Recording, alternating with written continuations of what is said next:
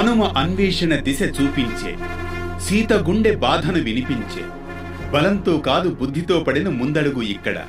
ధర్మం కదిలింది రాముని రూపంలో, రాక్షసత్వాన్ని ఢీకొనే ముందు విచారించే సముద్ర తీరంలో.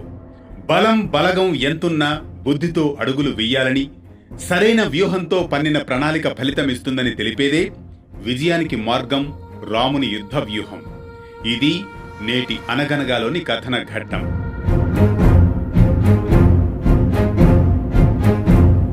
అనగనగా అది త్రేతాయుగం.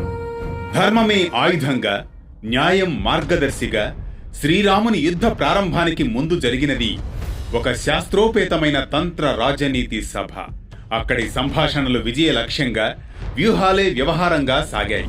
అన్నింటినీ సావధానంగా వింటున్న ఆ శ్రీరామచంద్రుడు ముందుగా ఇలా అంటాడు: సుగ్రీవ మహారాజా, మిత్రులారా, లంకానగరంలో సీతాదేవి శోకసాగరంలో మునిగిపోతున్న సమయంలో హనుమంతుని ధైర్యం జీవితంపై ఆశలు చివురింపజేశాయి.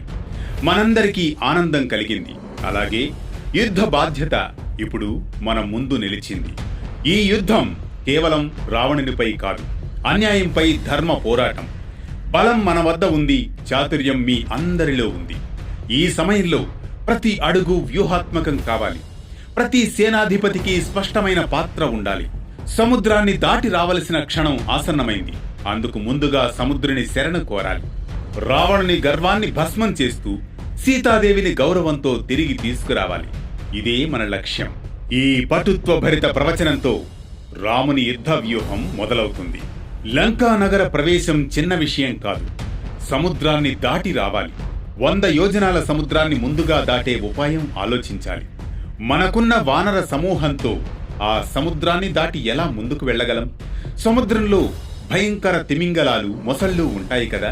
ఇక సముద్రం పైన క్రూరమైన రాక్షసులు ఉంటారని మన హనుమంతుడు చెప్పిన సంగతుల ద్వారా తెలిసింది కదా. మరి వానరులంతా ఎలా దాటాలి అంటూ దీర్ఘంగా సంభాషిస్తున్న సమయంలో సుగ్రీవుడు వినయంతో, ఉద్వేగంతో, ప్రభు, మీకున్న ఉత్సాహాన్ని, పౌరుష పరాక్రమాలను ఒక్కసారి జ్ఞాపకం చేసుకోండి ప్రభు.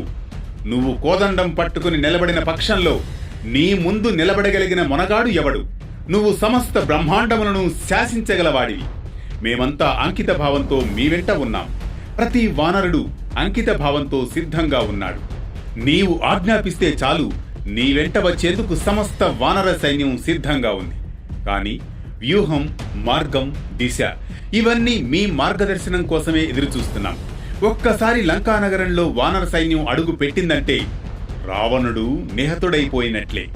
అందుకని సముద్రాన్ని దాటడం ఎలాగన్న విషయం మీద మీ దృష్టికోణం నిలపండి, మాకు ఆదేశం అందించండి అంటాడు సుగ్రీవుడు. సుగ్రీవుడి మాటలకు ఉత్సాహం పొందిన శ్రీరాముడు, నిజమే సుగ్రీవా, నిజమే. నేను తలుచుకుంటే నా తపశ్శక్తి చేత ఈ వానరములను సముద్రాన్ని దాటించగలను. నా అస్త్ర ప్రయోగం చేత సముద్రాన్ని ఇంకింపచేయగలను అని చెప్పి, రావణుడు ధూర్తుడు. అతని దగ్గర మాయ కూడా ఉంది, సైనికుల సంఖ్య కూడా ఉంది. వాయుగతికి లంక దాటి చొచ్చుకెళ్లడం సాధ్యం కాకపోవచ్చు. అందుకే వ్యూహపూర్వకంగా వెళ్ళాలి. ముందుగా సైన్యం ఎలా విభజించాలో నిర్ణయిద్దాం అంటూ హనుమ వంక తిరుగుతాడు. హనుమ, లంక పట్టణం యొక్క బలాబలాలేమిటో చెప్పుము.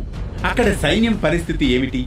ద్వారములు, దుర్గములు ఎలా ఉంటాయి అని అడుగుతాడు శ్రీరామచంద్రుడు హనుమను. అప్పుడు హనుమ, ప్రభో రాఘవ, లంకా పట్టణం 100 యోజనముల సముద్రాన్ని దాటి వెళితే త్రికూట పర్వత శిఖరాల మధ్యన ఉంటుంది. అది శత్రు దుర్భేద్యమైనది. దేవదానవులు కూడా దాన్ని ఆక్రమించలేరు. ఆ లంకా పట్టణం చుట్టూ ఒక నది ప్రవహిస్తూ ఉంటుంది. అందులో ఒక విశాలమైన అగట్ట నిర్మించారు. అద్భుతంగా నిర్మించబడి 4 దిక్కులు కంచె గోడలతో బలపరచబడి ఉంటుంది. రావణుని సైన్యం విస్తృతంగా ఉంది. రాక్షసులు 100ల సంఖ్యలో గోపురాల మీద, ద్వారాల వద్ద కాపలా కాస్తూ ఉంటారు నిరంతరం. ప్రధాన ద్వారాలకు 18 మంది ధనుర్దారులు, ఖడ్గదారులు ఉంటారు. విశేషంగా లంకలో 4 దిక్కుల 4 మహారథులు ప్రత్యేక బలగాలతో ఉంటారు. ఆ సైన్యంలో విశేష శక్తులున్న రాక్షసులు ఉన్నారు ప్రభు. ఇంద్రజిత్తు, కుంభకర్ణుడు, అతి మాయావి మహోధరుడు, నికుంభ, కుంభకర్ణుని కుమారుడు నరాంతకుడు వంటి వీరులు. ప్రతి వీరునికి 1000 మంది వరకు రాక్షస సైన్యం కట్టుబడి ఉంటుంది. రాత్రి దుర్గరక్షణ మరింత కఠినంగా ఉంటుంది. అశోకవనంలో ఉన్న సమయంలోనే నేను వీరి కదలికలను గమనించాను ప్రభు. ఈ సేన ఓ భారీ అల కాని ప్రభు, మీ ధనుర్విద్య, లక్ష్మణుని వీరత్వం, వానర సైనికుల ప్రాణ త్యాగంతో ఆ అలను సులభంగా, సునాయాసంగా ఛేదించవచ్చు. వ్యూహాత్మకంగా ముందుకెళితే మాత్రం మన ధర్మమే విజయం సాధిస్తుంది ప్రభు అంటాడు హనుమంతుడు. మీరు ఆజ్ఞాపిస్తే ఒక సుషేనుడు, గంధమాదనుడు, నీలుడు, ద్వివిధుడు, మైందుడు, సుగ్రీవుడు, అంగదుడు లంకను సర్వనాశనం చేసేస్తారు. నేను అక్కడకు వెళ్ళినప్పుడు అక్కడున్న మొత్తం రాక్షస సైన్యంలో 1/4 సైన్యాన్ని నాశనం చేసేశాను ప్రభు. అక్కడున్న అనేక వంతెనల్లో 1 వంతెనను పూర్తిగా విరిచేశాను ప్రభు. అనేక ప్రాసాదాలను విరగ్గొట్టేశాను. ప్రస్తుతం లంక చెదిరిపోయిన శోభతో ఉంది. రాక్షసులు ఉద్విగ్నులై ఉన్నారు. వాళ్లతో యుద్ధం చేసేందుకు ఇది చాలా అనువైన సమయమని నేను అనుకుంటున్నాను ప్రభు అని ఉరిమే ఉత్సాహంతో అంటాడు హనుమ. హనుమంతుని ఆ సంగతులు విన్న శ్రీరామచంద్రుడు తలూపుతూ మౌనంగా ఆమోదిస్తాడు. అదే సమయంలో సుగ్రీవుడు, శ్రీరామ, నాకన్నీ శుభశకునములు కనబడుతున్నాయి. ఉత్సాహం ఉరకలు వేస్తోంది మన వానర సమూహంలో. మనం ఆ సముద్రానికి సేతువు కట్టి దాటితే రావణుడు నిహతుడైపోయినట్లే. మంచి ఘడియ నిర్ణయం కోసం మనం ముందుకెళదాం అంటాడు సుగ్రీవుడు. అప్పుడు శ్రీరామచంద్రుడు అందరినీ ఉద్దేశించి ఈ విధంగా అంటాడు. మనం ఈ సమాలోచనలు సాగిస్తున్న సమయంలో సూర్యుడు ఆకాశంలో మధ్యలో ఉన్నాడు. ఈ రోజున ఉన్న విశాఖ నక్షత్రం మా ఇక్ష్వాకు వంశీయులది. ఈ రోజున ఉన్న ముహూర్తాన్ని విజయము అని పిలుస్తారు. ఈ ముహూర్తం సరైనది కనుక ఇక మన అడుగులు విజయం వైపే సాగుతాయి అని రాముడు పలకగానే అది విన్న వానరములన్నీ సంతోషంతో జై శ్రీరామ, జై శ్రీరామ అంటూ జయ జయ ధ్వానాలు చేయడం ప్రారంభమవుతుంది. ఆ సమయంలో రాముడు సుగ్రీవుడితో ఇలా అంటాడు.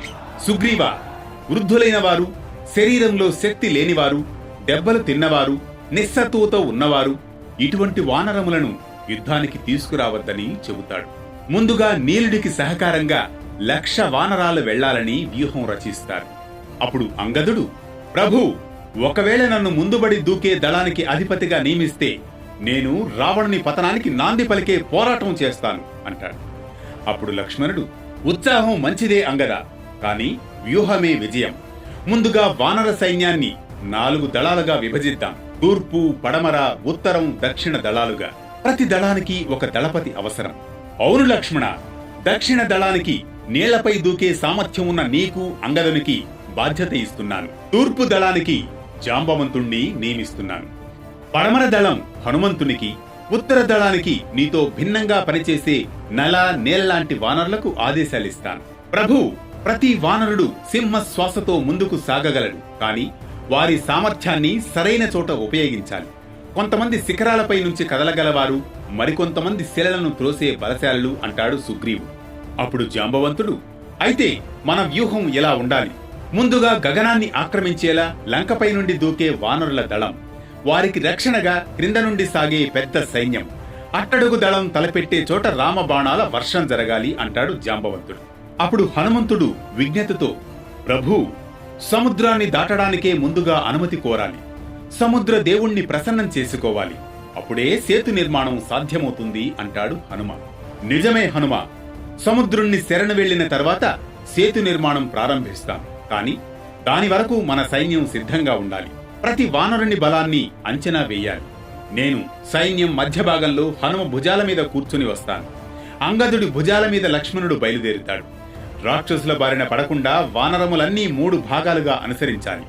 కొన్ని కోట్ల వానరములను ఓవైపు నిలబెట్టండి. కొండముచ్చులు మరోవైపున ఉండాలి. భల్లూకాలు ఇంకోవైపున సాగాలి. అంగద, నీవు దక్షిణ ద్వారంపై దాడికి సన్నద్ధమవు.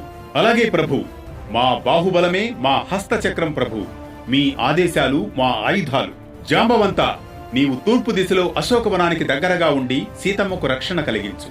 మీకు మనోబలం ఉంది, నాకు ధర్మబలం ఉంది. మన సైన్యం సత్యపథంలో నడుస్తోంది. అంతిమ విజయానికి సిద్ధంగా ఉండండి. రేపటి నుండి సేతు నిర్మాణం మొదలవుతుంది అంటాడు శ్రీరామచంద్రుడు. ఇది విజయానికి మార్గం, రాముని యుద్ధ వ్యూహం. ఇది కేవలం శౌర్యంతో కాదు, వ్యూహంతో కూడిన విజయం. హనుమంతుడి నిశ్శబ్ద సేవ, అంగదుని యవ్వన శక్తి, జాంబవంతుని అనుభవ బుద్ధి, ఇవన్నీ ఒక సమగ్ర సమాజంలో అవసరమైన శక్తులుగా గుర్తించిన రాముని వివేకం, వ్యూహ చాతుర్యం. ఈ ఘట్టంలో శ్రీరాముడు ప్రతి వానరుని సామర్థ్యాన్ని గమనించి ధర్మపూర్వకంగా వ్యూహం సిద్ధం చేశాడు.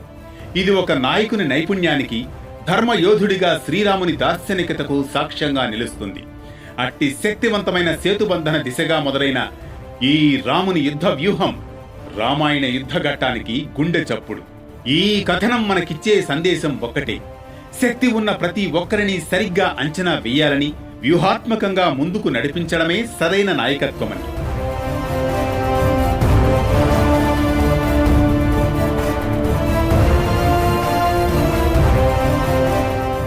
భక్తిని పలికించే పలుకులు, ధర్మాన్ని స్పృశించే సందర్భాలు, శౌర్యాన్ని ప్రతిబింబించే ఘట్టాలు ఇవి కేవలం కథలు కావు, మన సంస్కృతికి, మనోభావాలకు పరస్పర ప్రతిబింబాలు. వేటు న్యూస్ కథా పయనంలో ప్రతి అక్షరం ఓ అనుభూతి, ప్రతి ఘట్టం ఓ ఆత్మస్పర్శ. ఈ క్షణాన తీసుకునేది ఓ చిన్న విరామమే కాని ఇది ముగింపు కాదు. ధర్మయాత్రకు ఉపశమనం లేదు, భక్తి పదానికి అవధులు లేవు. కొనసాగుతూనే ఉండండి వేటు న్యూస్తో.